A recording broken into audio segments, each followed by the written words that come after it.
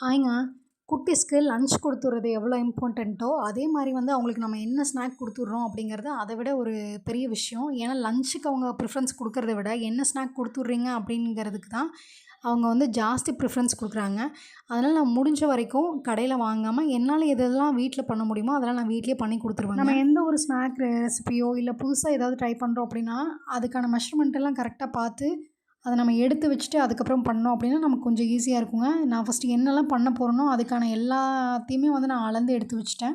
இந்த மைதா பிஸ்கட் வந்து நான் மெட்ராஸ் சமையல் பார்த்து தாங்க பண்ணியிருந்தேன். ஆல்ரெடி நான் பண்ணியிருந்தேன். நல்லா வந்துச்சு. நான் அதுதான் இன்னைக்கும் பண்ணியிருந்தேன். இது வந்து ஃப்ரை பண்ணி எடுத்து வச்சுட்டுங்க. அதுக்கப்புறமா வந்து பொரி உருண்டைக்காக வந்து வெல்லத்த வந்து கொஞ்சம் தண்ணீல போட்டு கரையிறதுக்காக நான் வந்து அடுப்புல வச்சிருந்தேன். இந்த கேப்ல வந்து கடலைங்க 1 கப் கடலை.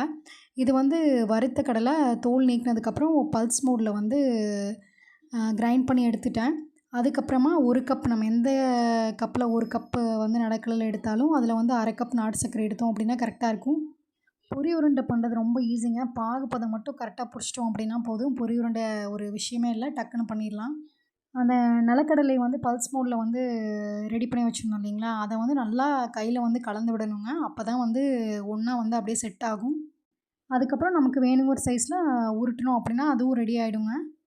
இந்த டேட்ஸ் கேக் ரெசிபி வந்து நான் ஆல்ரெடி ஒரு ஷார்ட்ஸில் போட்டிருக்கேங்க. அதுக்கான லிங்க்கும் நான் மேலே கொடுக்குறேன், செக் பண்ணி பாருங்கள். இந்த வீக்குக்கான ஸ்நாக் வந்து ரெடி பண்ணியாச்சுங்க. டேட்ஸ் கேக், மைதா பிஸ்கட், நிலக்கடலை உருண்டை, பொரி உருண்டைங்க. இந்த வீடியோ எப்படி இருந்துச்சுன்னு சொல்லி கண்டிப்பாக கமெண்ட்டில் சொல்லுங்கள். நாளைக்கு இன்னும் ஷார்ட்ஸில் பார்க்கலாங்க. பாய்.